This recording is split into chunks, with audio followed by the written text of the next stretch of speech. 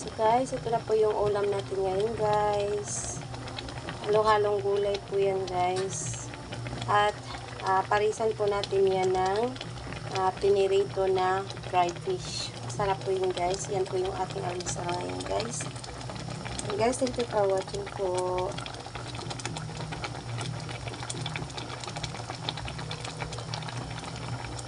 Ito guys, oh.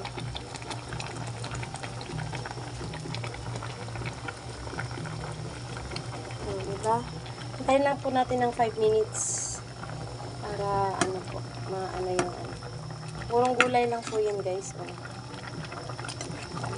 Purong gulay lang po yan. Para masustansya po yung sabaw natin. Mama, mga kulay yan. Green na green po.